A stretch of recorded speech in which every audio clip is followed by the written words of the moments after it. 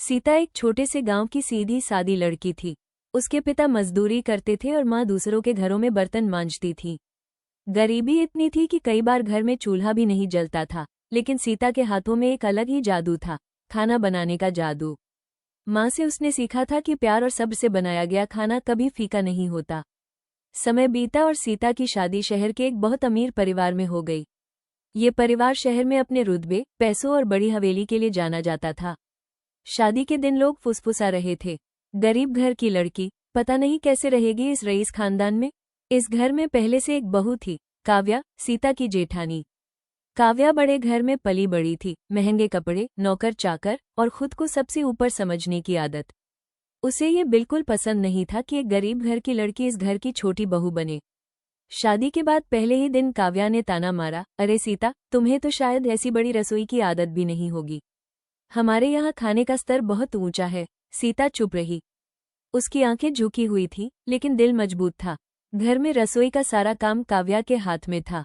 वो बाहर से शेफ बुलवाकर खाना बनवाती या जल्दी जल्दी खाना बनाकर बस औपचारिकता निभा देती।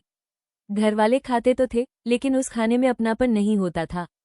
एक दिन घर में बड़े मेहमान आने वाले थे, उद्योगपति, रिश्तेदार और खास दोस्त। सास ने कहा, आज का खाना बहुत खास होना चाहिए। काव्या घबरा गई। इतने बड़े लोगों के लिए खाना बनाना उसके बस की बात नहीं थी। तभी उसने चालाकी से कहा, माँ जी, क्यों न आज छोटी बहू से भी कुछ बनवा ले। गांव की चीजें बना लेगी। उसकी आवाज में व्यंग्य था। सीता ने धीरे से कहा, माँ जी, अगर आप कहें तो मैं पूरी कोशिश करूंगी। रसोई में खड़े होकर सीता ने वही सादा सामान इस्तेमाल किया जो घर में था। कोई महंगे मसाले नहीं, कोई विदेशी रेसिपी नहीं, बस माँ की सीख, अपने हाथों की मेहनत और दिल से किया गया काम। जब खाना तैयार हुआ तो पूरी रसोई महक उठी। दाल की खुशबू, ताज़ी रोटियों की सौंधी महक, सब्जी का रंग, सब कुछ अलग था। मेहमानों ने पहला कौर लिया और सब एक दूसरे को देखने लगे। एक बुजुर्ग मेहमान बोले, बहू, ऐसा स्वाद तो बरसों बाद मिला है। सास की आंखों में आंसू आ गए। ससुर ने पूछा, ये खाना किसने बनाया?